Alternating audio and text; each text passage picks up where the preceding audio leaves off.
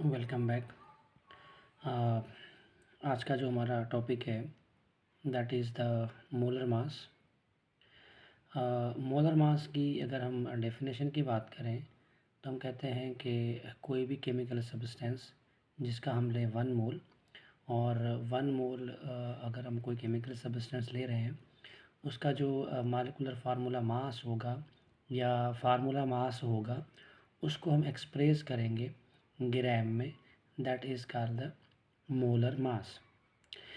अब अगर इसके यूनिट की बात करें, the unit of the molar mass is gram per mole. जो मोलर मास का जो यूनिट है वो है ग्राम पर मोल। इस तरह से हमारे पास कुछ एग्जांपल्स हैं, जैसे अगर हम आयरन का सब्सटेंस लेते हैं, इसका जो मोलर मास हमारे पास लिखा हुआ है 55.85। अगर इसको हम ग्राम में एक्सप्रेस करते हैं that is called the molar मास। शर्त यह है कि जो सब्सटेंस हम लें वो 1 मोल होना चाहिए। ऐसे ही 1 मोल हम ले रहे हैं प्रोपेन का, द फार्मूला इज़ C3H8।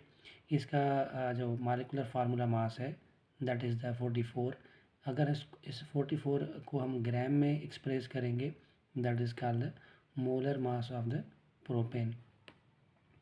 ऐसे ही हमारे पास 1 मोल ऑफ वाटर है।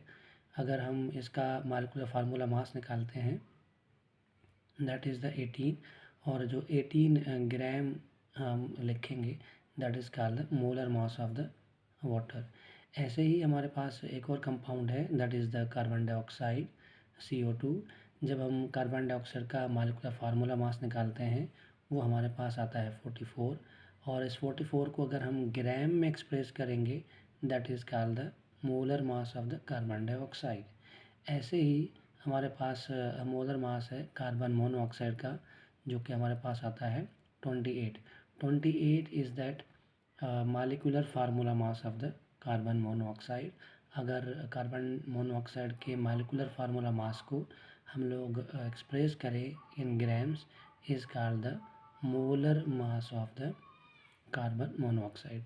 सो मोलर मास की सिंपल सी डेफिनेशन होगी कि किसी भी प्योर सब्सटेंस की अगर हम 1 मोल लेते हैं और उस 1 मोल सब्सटेंस का जो मॉलिक्यूलर फार्मूला मास होगा उसको अगर हम ग्राम में एक्सप्रेस करेंगे that is called the molar mass.